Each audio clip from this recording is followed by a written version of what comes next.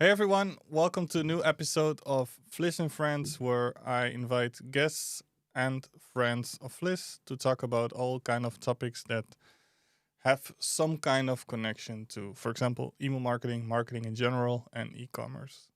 Today I have Kristof here with me, who is a state authorized translator. There are not many in the world doing this at this level, and I'm really curious to pick his brain on some topics regarding translation because I see, especially in e-commerce, so many people using cheap freelancers, people from Fiverr, um, ChatGPT for translation, and I want to pick his brain on good quality language because I think it's very important in this world. A lot of people forget how important language is and proper communication. We can also see it in our email marketing when one word in a sentence changes, for example, you can double your revenue. It's a lot of things going on. And yeah, so I want to take you along in this journey. So welcome, Kristof. Good to have you here. Thank you. Thank you. First time in Denmark, I believe. Absolutely. How is it treating you so far? Well, it's been lovely so far, and I really want to know more about the city because it's the first time I've been to Denmark and to Copenhagen.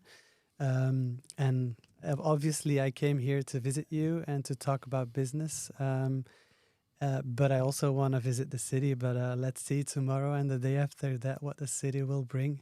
Cool, cool, cool. Yeah. Well, first of all, I want to get into like how did you actually in the first place get into translation and like how did it come onto your path of life, so to say?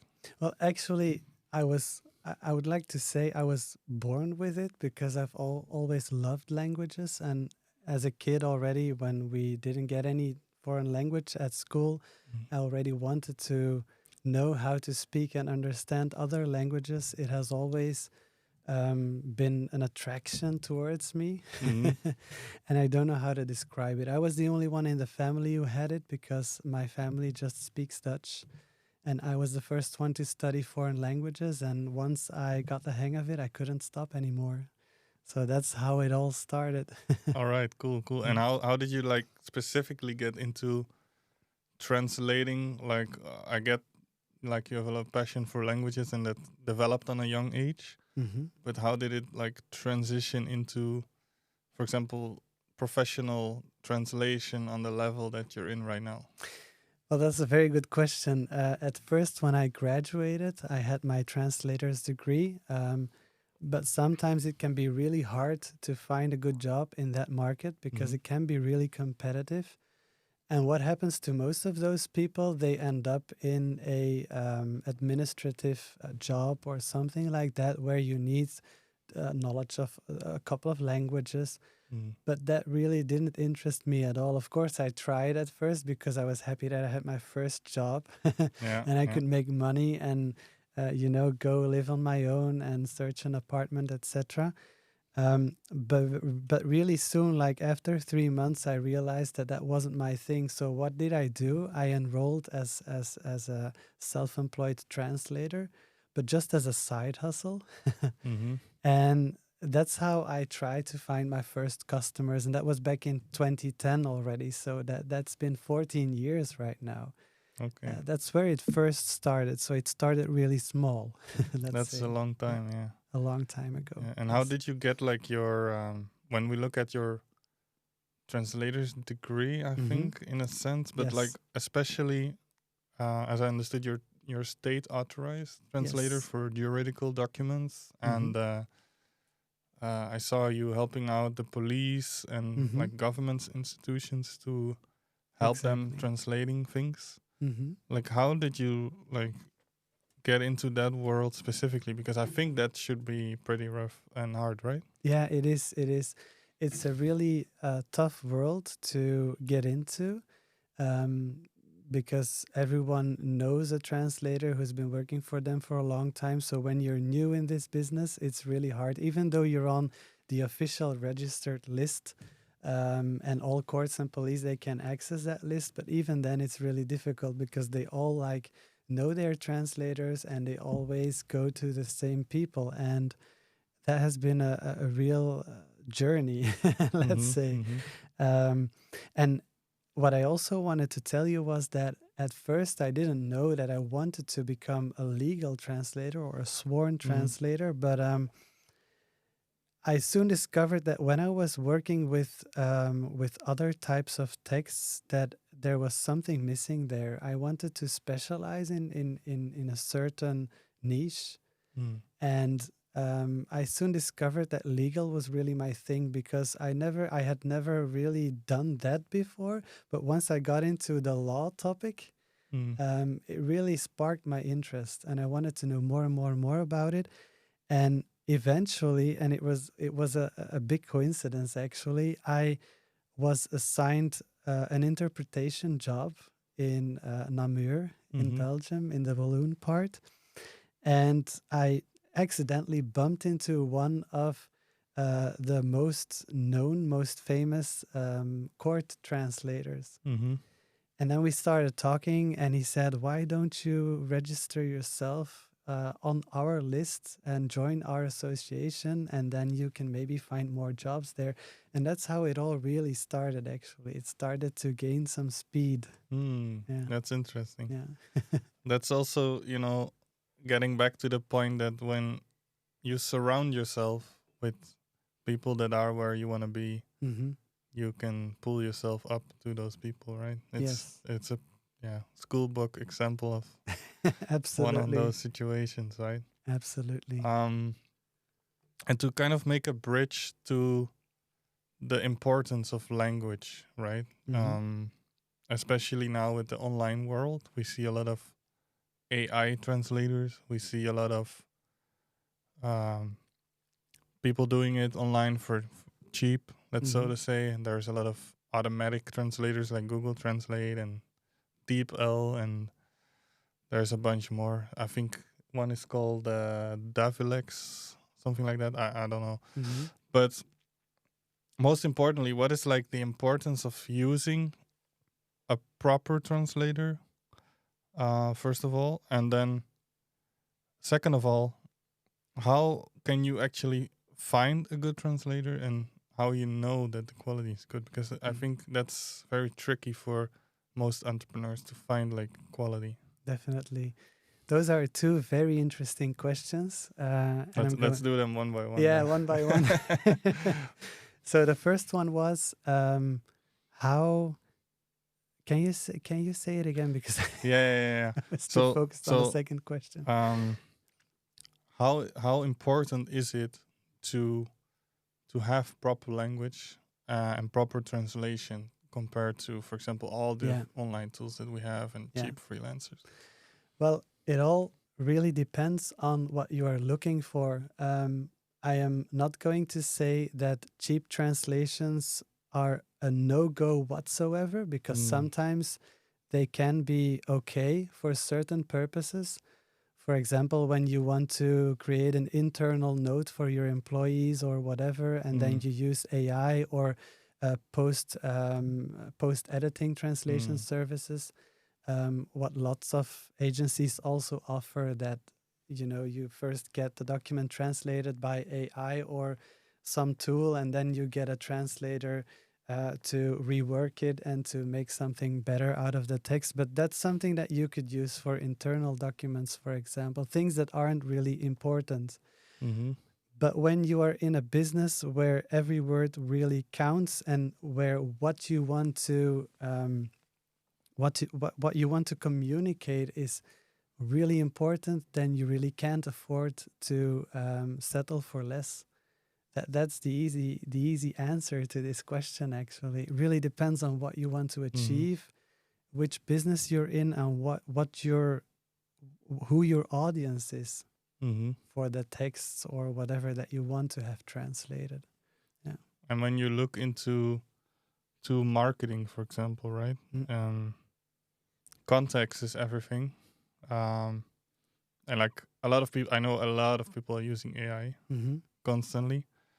But I think also in that sense, it can be tricky because AI is good. Don't get me wrong. Mm-hmm. But in some cases, the context can be taken out of the text in a way where if you have like a certain urgency or a certain offer to make, Hmm. that it might be misunderstood, right?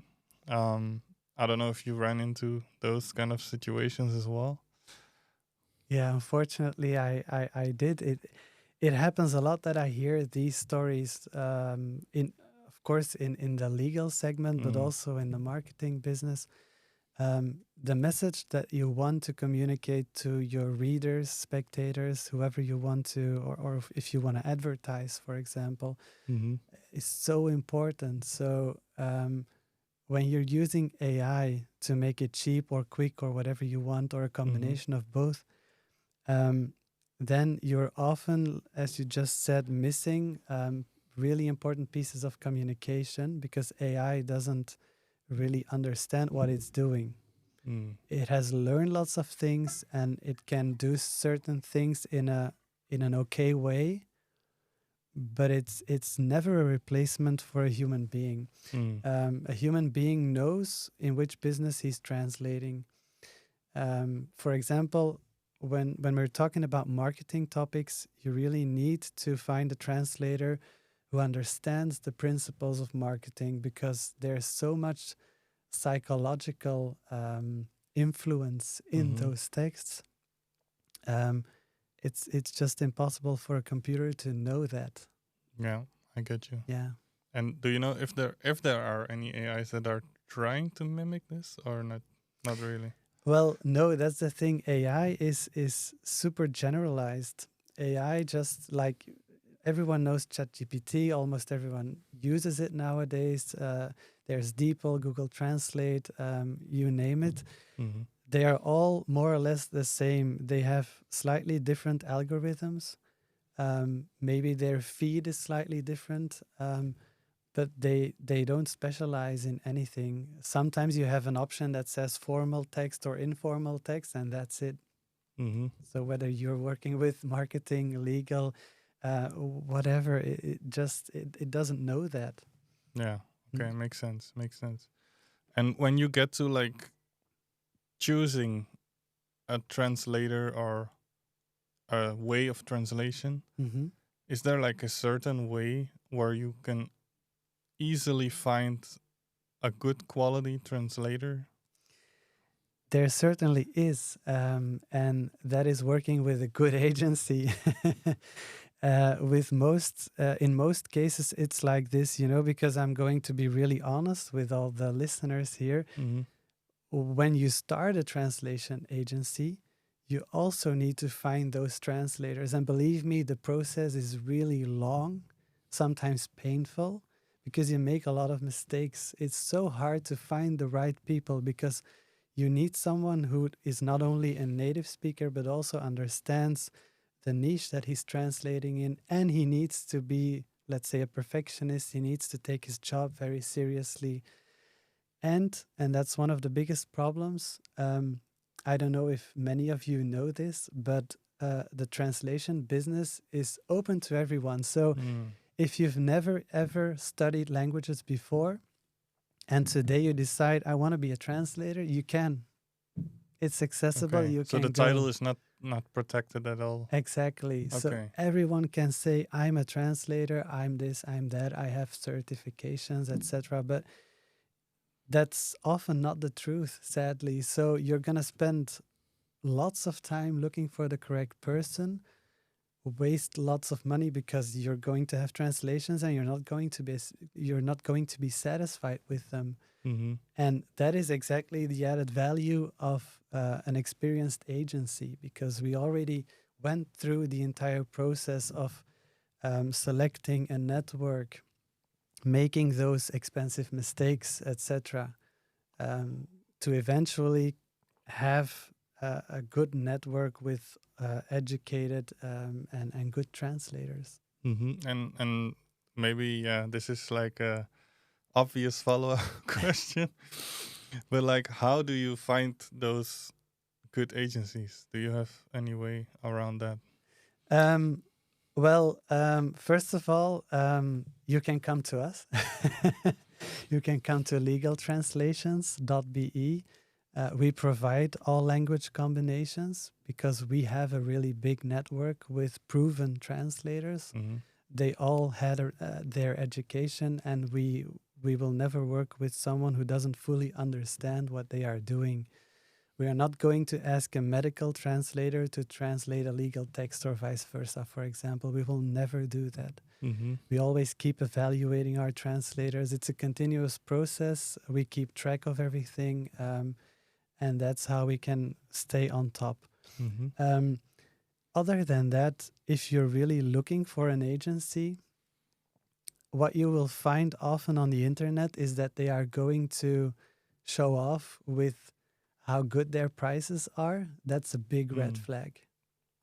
All right, honestly. interesting. Yeah. And why is that? Because the saying in our business goes, and it's the truth: when you pay peanuts, you get monkeys. All right. It's as simple It as makes that. sense, yeah. It's, I mean, just go figure it out. You have to get an education as a translator. You have to continuously educate yourself to learn more about the topics you translate about. You have countless hours of work to look up things and to verify whether you have the correct word or the best term that you can find, whether everything is waterproof, etc. And then it has to be checked again. And all those things, they take up so much time that those translation agencies that come up with, oh, we're going to provide you with a translation for 6 cents, 7 cents, 10 cents, I don't know, it's impossible. Yeah, you will get a translation, but you will notice why you paid that price. Mm-hmm. Okay, interesting. And for example, I know I've done a little bit of research before getting into this podcast. So, and also we ourselves as an email marketing agency, we use sometimes translation agencies as well to get marketing texts done. Mm-hmm. But then we still have to throw a marketer on there often to like check if the context is right and everything. Even though we last year hired a translation agency that was ISO certified. And I mean, we paid extra for that and everything. And the translation was grammatically correct, but all the context was kind of pulled out of proportion in a way. Yeah. Even though we are like completely newbies on this field, right? So we are just like, okay, this is ISO certified, very high quality. We pay for it, and still we were not kind of satisfied. How can you like make sure that that doesn't happen? Okay, now, first of all, ISO certification is an administrative procedure that doesn't really guarantee anything. Okay, interesting. Because you can have a translation agency and be ISO certified, but still you hire the translators that you want.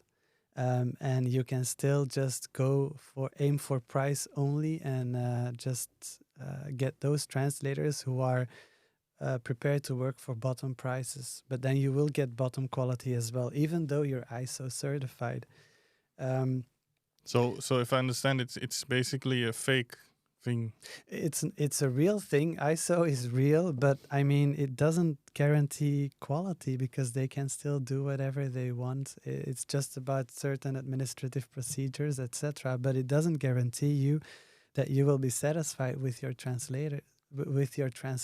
Not at all. So actually, if I understand, just a hypothesis. How you say that? Okay. So Hypothesis. yeah. Yeah. So let's say you're ISO certified, right? Just as an example. And I'm like, okay, this is great, ISO certification. I want a high quality translation, blah blah blah. I'll take the order. You could, in theory, hire like someone unqualified from exotic nation that has nothing to do with quality. Like it can be someone straight out of the street that translates for you. You deliver it back to me and everything is okay. That could be the case, yeah. I'm not saying that all translation agencies do this, of course. but it does happen sometimes. It could be that you are actually working with the same translator as you could find on Fiverr, for example. That might be the case. I'm not saying that it's going to be like this all the time, of course, but Mm-hmm. yeah, that's a possibility. Mm. That's Yeah. actually quite shocking, to be Yeah, fair. yeah, and that's the thing. Lots of people, and that's why I was really happy that you are having me here today. Um, Lots of people, they don't know all this. They Mm. just think that okay, um, I just go for the lowest price and the quality will be the same, or they don't realize what is behind a good translation and why it can never cost why it can never be offered at those low prices, let's say. Mm. It's impossible. Makes sense. Yeah. But then it really piques my interest to ask, like, we talked a lot about, like, hey, how can you find, you say, like, hey, you can find agencies and Hmm. stuff. But, like, is there any sort of pillar in the market that you can trust to, like, find proper translation? Or is it always a little bit eyeballing or figuring out what fits and trial and error? Or is there, like, some kind of beacon that still kind of ensures a certain level? Mm.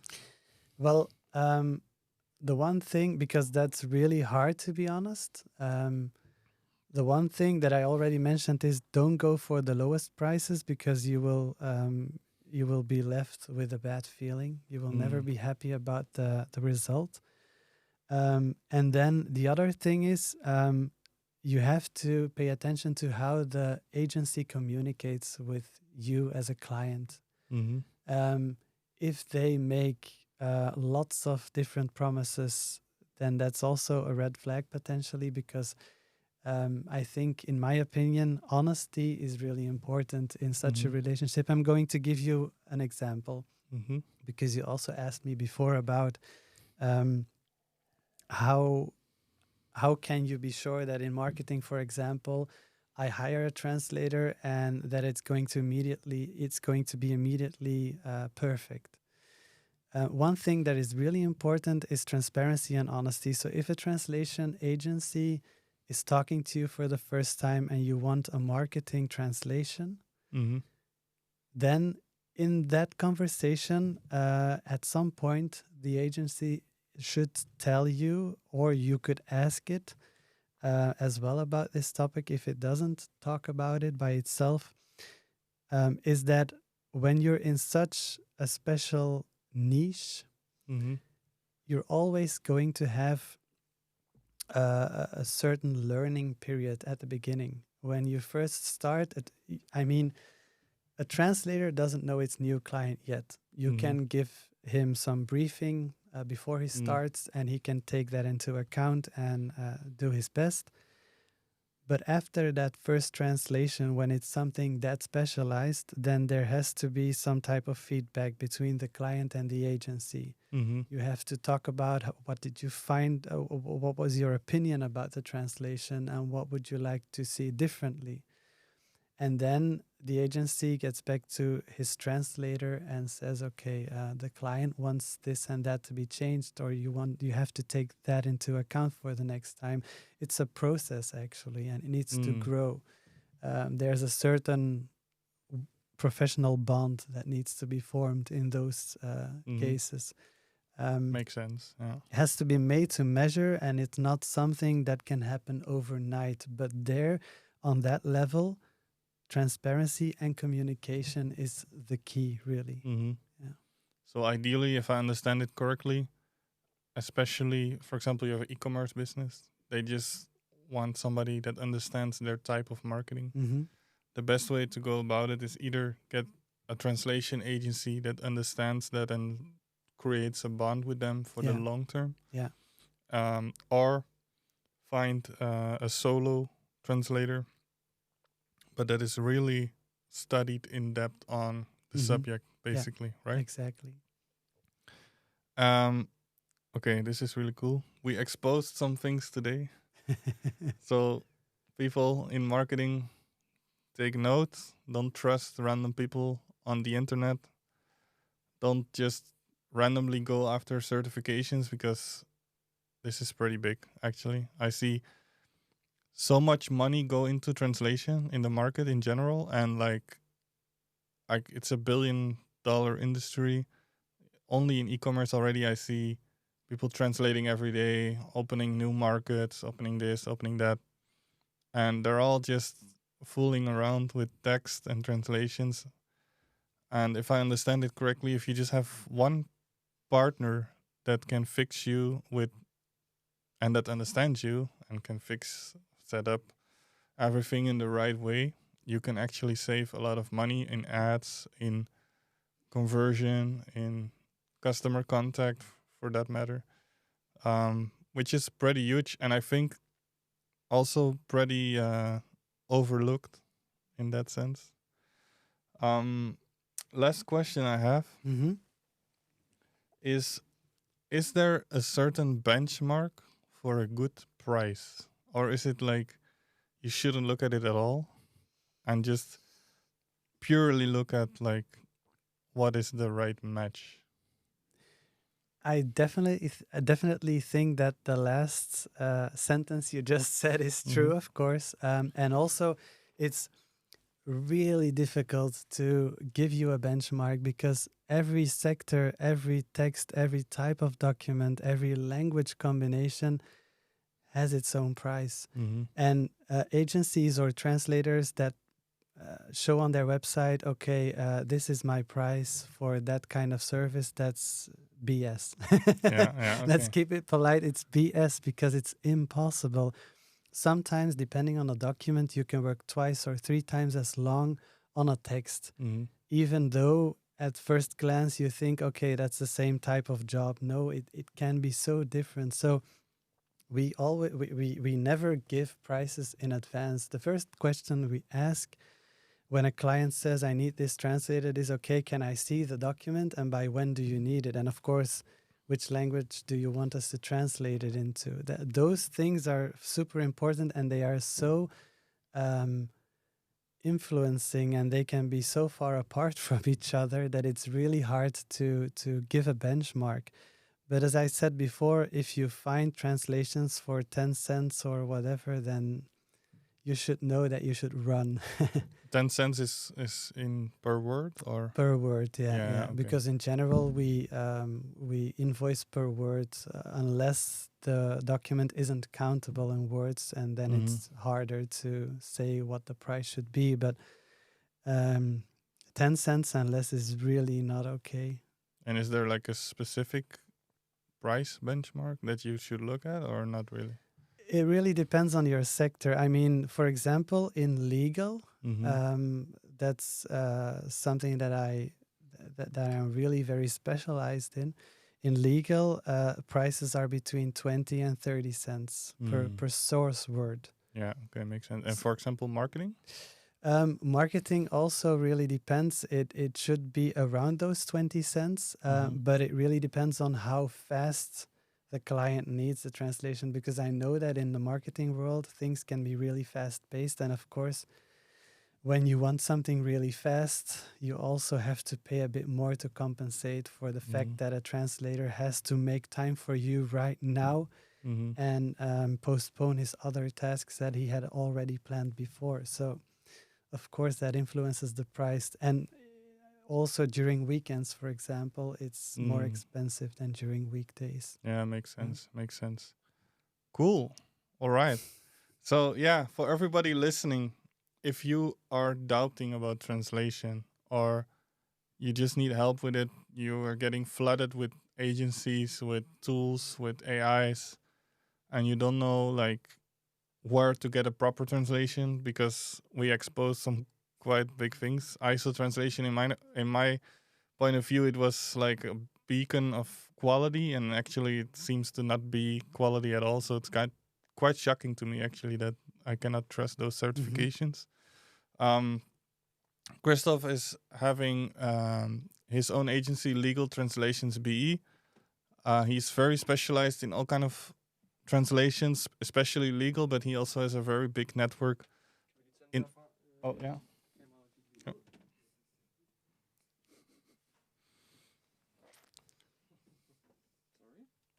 No problem. Oh, die war batterie.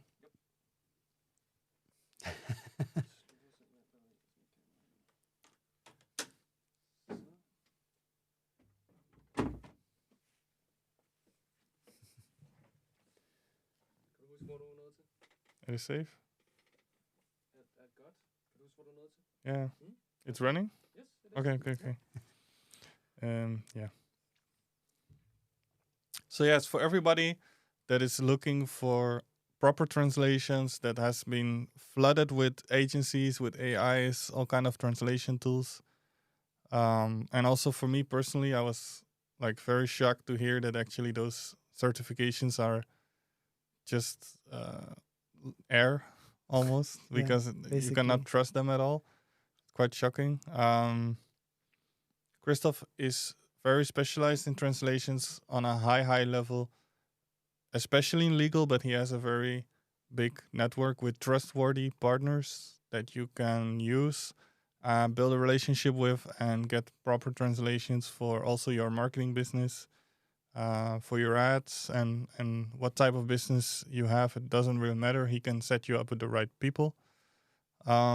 So thank you for being here. It's good that we get to expose these things, because I think the market deserves to know these things. Definitely. I think this is something that has been under the radar for, I mean, some people know about it, right? But like for a long time, this topic has been quite under the radar, and a lot of AI stuff is coming up. So what is trustworthy and what's not? It's also cool that you incorporate AI until a certain extent, because I don't think it's impossible to neglect that, but still cool.